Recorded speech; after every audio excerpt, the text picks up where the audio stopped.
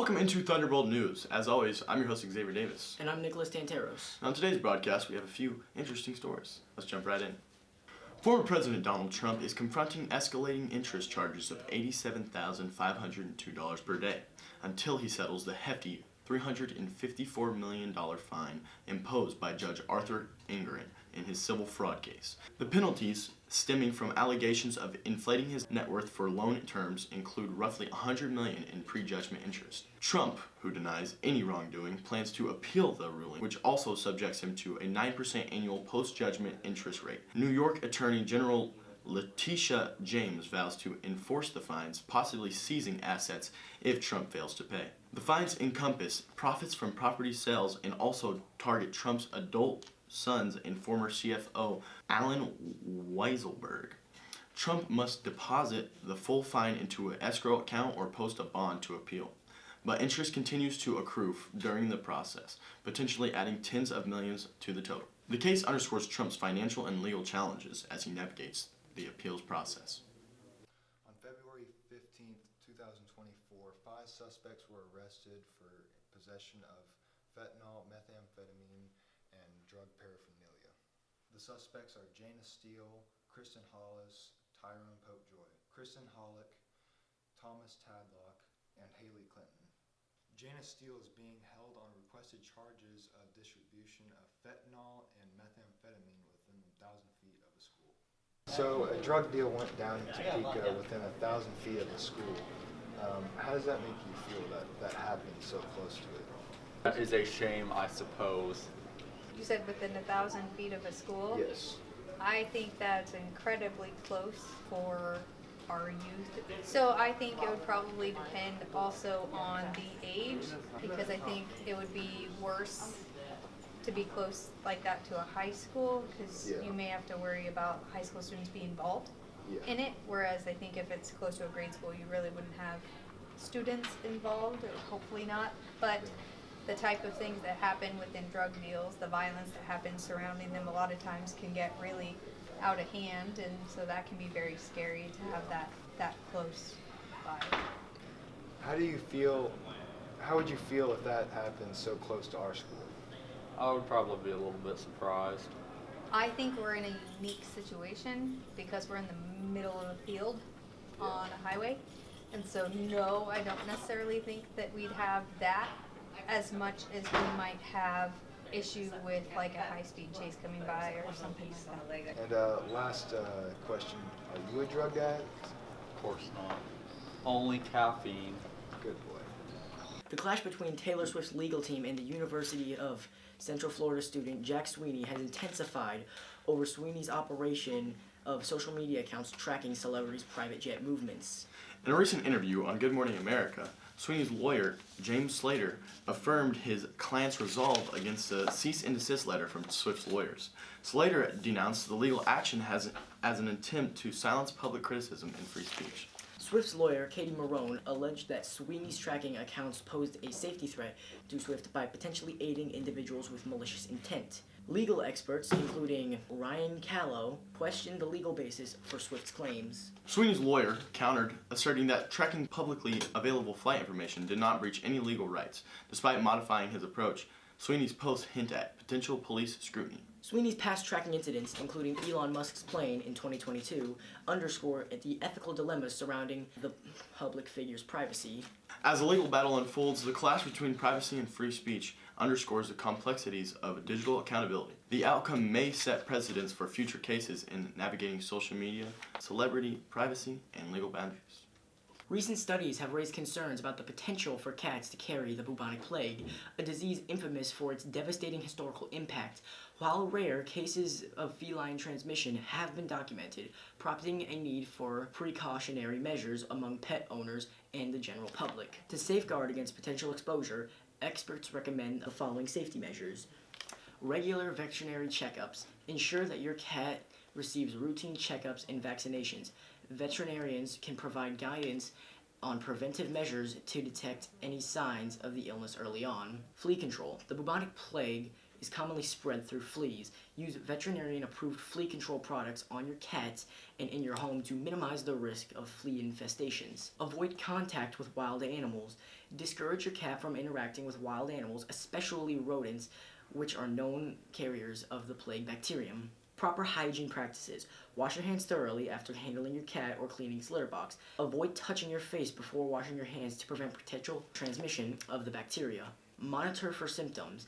Be vigilant for any signs of illnesses in your cat, such as fever, lethargy, or swollen lymph nodes. Promptly seek veterinarian care if you notice any unusual symptoms. While the risk of contracting the bubonic plague from cats remains low, proactive measures can help mitigate the potential hazards and ensure safety and well-being of both cats and their owners.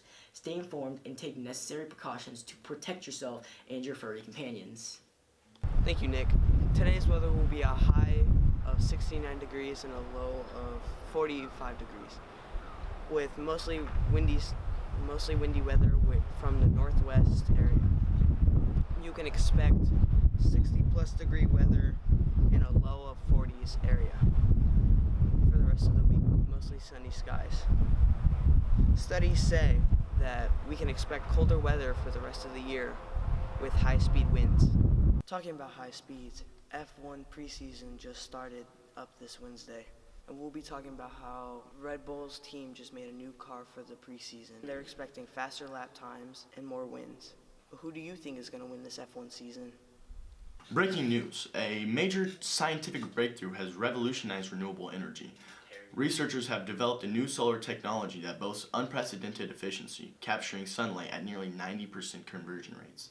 This innovation could reshape the global energy landscape and offer a more sustainable and efficient power source. Investors and environmentalists alike are optimistic about its potential to accelerate the transition to clean energy.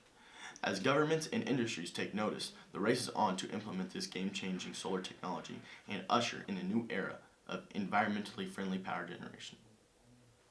Apologies, there has been an audio technical difficulty, and the following is a dub from what I remember from the story.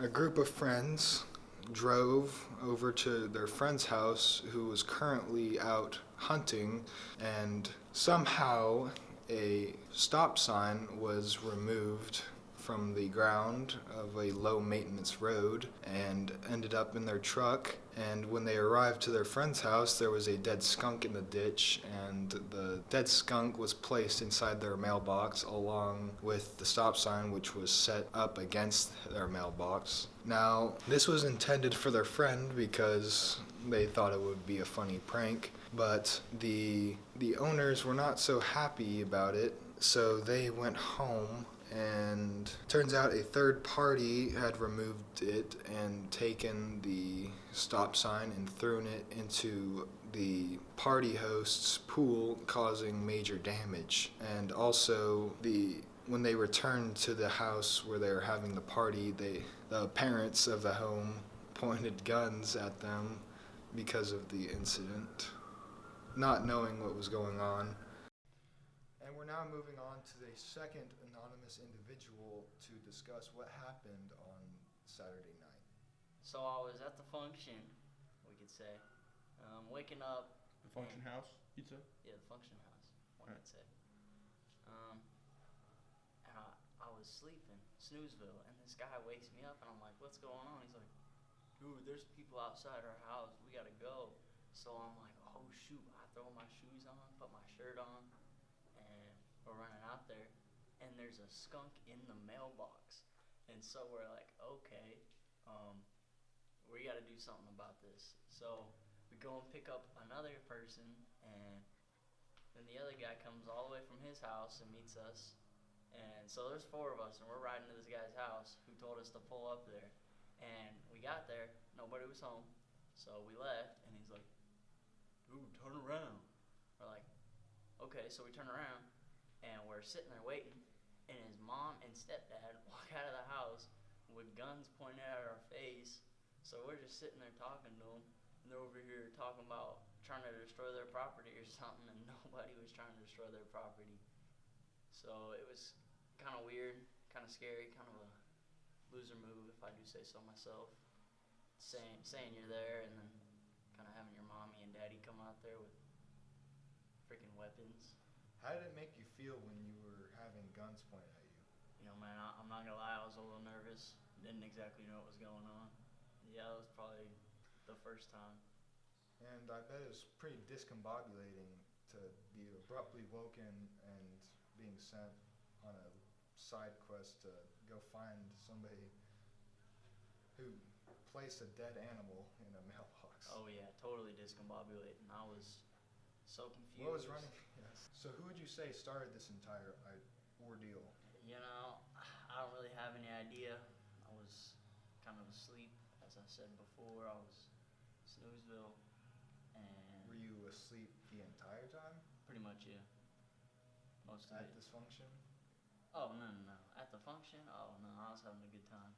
But then the function kind of died down and I went off to bed. And so while you were asleep is when this entire ordeal happened? Yeah, I got woken up, so that was fun. Okay. Not Well, really. thank you for your time. Yeah, thank you. In Tallahassee, Florida, the FBI has announced a $15,000 reward for any information leading to the whereabouts of Lori Page, a 12-year-old girl missing from Tallahassee, Florida since June 3rd of 2023. In a concerted effort to locate her, authorities have initiated a grid search of a 64-acre park situated half a mile from where Lori was last seen. Chief Audra Hill of the Tallahassee Police Department elucidated the significance of the grid search, describing it as a meticulous process aimed at systematically combing through the expansive area. A grid search is just an opportunity to go inch by inch over an area, especially a very large area, making sure that we are able to comb through a lot of the different elements that we have out there, Hill emphasized during a briefing at the searching site. Hill further highlighted the considerable resources, manpower, and time required for such a comprehensive search effort. It's a very large park, and it takes a lot of resources and a lot of manpower and a lot of time to be able to come in and do this type of search, she added. Lori Page's disappearance has drawn widespread concern, giving her ties to Tallahassee, Florida, Tampa, Florida, Thomasville, Georgia, and Nashville, Tennessee. Mark Dargis, the FBI Jacksonville acting special agent in charge, reiterated the agency's unwavering commitment to finding Lori. Thank you for tuning in to Thunderbolt News. As always, I'm your host, Xavier Davis. And I'm Nicholas Tanteros. Thanks for tuning in tonight, and that's all we got for you today.